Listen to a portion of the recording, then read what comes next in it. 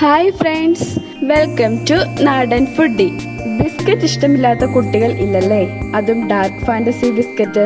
ഇന്ന് ഞാനിവിടെ dark fantasy ബിസ്ക്കറ്റും അതോടൊപ്പം ഐസ്ക്രീമും ഉപയോഗിച്ച് ഒരു കിടിലൻ ഷേക്കാണ് ഉണ്ടാക്കാൻ പോകുന്നത്.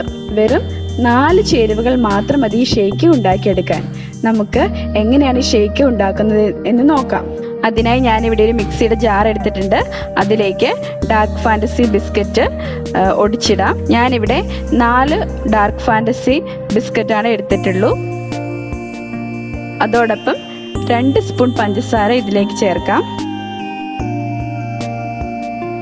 അതിനുശേഷം ഇതിലേക്ക് 1/2 ലിറ്റർ പാൽ ഒഴിച്ചു കൊടുക്കാം.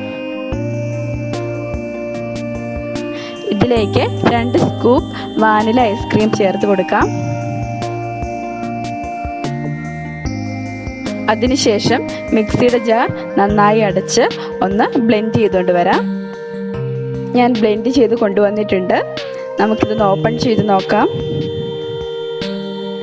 ഇതാ ഇവിടെ വളരെ ടേസ്റ്റി ആയിട്ടുള്ള ഷേക്ക് തയ്യാറായി കഴിഞ്ഞു. നല്ല തിക്കായിട്ടുണ്ടല്ലേ. നമുക്കിത് സെർവിങ് ഗ്ലാസ്സിലോട്ട് മാറ്റാം. വളരെ ടേസ്റ്റി ആയിട്ടുള്ളൊരു ഷേക്കാണ് ഞാനിവിടെ തയ്യാറാക്കിയിരിക്കുന്നത്. കുട്ടികൾക്ക് എല്ലാവർക്കും വളരെയധികം ഇഷ്ടപ്പെടും.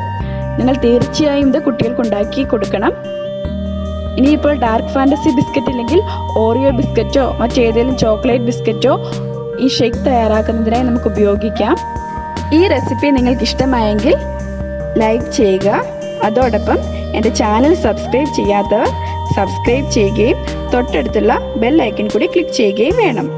മറ്റൊരു റെസിപ്പിയുമായി നമുക്ക് വീണ്ടും കാണാം. അതുവരേക്കും ബൈ.